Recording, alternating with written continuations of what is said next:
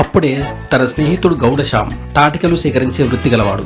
తాజా కళ్ళు కుండతో అక్కడికి వచ్చాడు. ఓ రామన్న, ఏం పండుకుంటావులే, నాతో కలిసి ఒక ముంత తాగుదూపా. నిద్ర ఎప్పుడైనా పోవచ్చు, కానీ కళ్ళు మాత్రం ఇప్పుడే తాగాలి.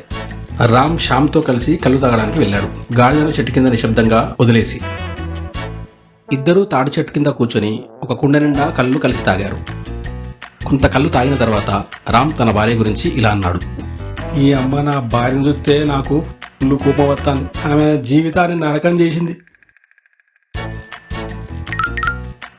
ఈరోజు రాత్రి నేను ఆమెను ఇంటి నుండి బయటికి నెట్టేత్తపో.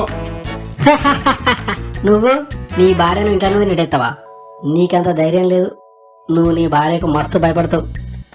కాదు, నేను ఎవ్వరికి భయపడాని అవ్వపో. నన్ను చూడు, నా భార్యను నేను ఎట్లా అదుపులో పెట్టుకుంటాను. నేను ఎట్లా చెప్తే అట్లుంటుంది.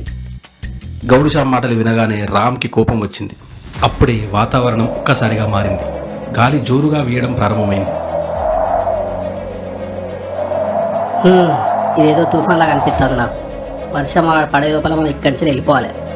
చాకలి రామ్కు ఒక్కసారిగా తన భార్య చెప్పిన మాటలు గుర్తుకొచ్చాయి. లేకపోతే ఈరోజు మీకు అన్నం కూడా దొరకదు, లేచి పనికి వెళ్ళండి. రామ్కు వెంటనే తను బట్టలను మరియు గాడిదను నది ఒడ్డున వదిలేసినట్టు గుర్తుకొచ్చింది. వెంటనే తను నది ఒడ్డుకు పరుగులు తీశాడు. అన్ని బట్టలు త్వరగా సేకరించి ఒక సంచిలో నింపాడు. తర్వాత తన గాడిద కోసం చూడడం ప్రారంభించాడు. Tiger, tiger! రామ్ తన వెన్నుపై భారమైన సంచిని మోస్తూ అడవిలో అన్ని వైపులా వెతకడం ప్రారంభించాడు. కానీ గాడిద ఎక్కడా కనిపించలేదు. కొంతసేపు వెతికిన తర్వాత ఆ సంచి అతనికి మోసేందుకు చాలా భారంగా మారింది. అలసిపోయి ఆందోళనతో రామ్ ఆ బట్టల సంచిని నేలపై వదిలేసి తన గాడిద కోసం ఆతృతగా అడవిలోకి పరిగెత్తాడు. దూరం అడవిలో ఒక క్రూరమైన పులి తీవ్రమైన తుఫానులో చిక్కుకుపోయింది. భారీగా వర్షం కురుస్తోంది. గాలి అడవిలో గర్జిస్తోంది.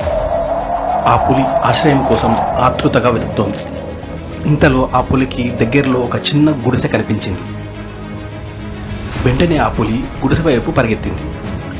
ఆ పులి గుడిసె నీడలోకి దూరి కిటికీ కింద వంగి కూర్చుంది. గుడిసె లోపల నుంచి మనుషుల మాటలు వినిపించాయి.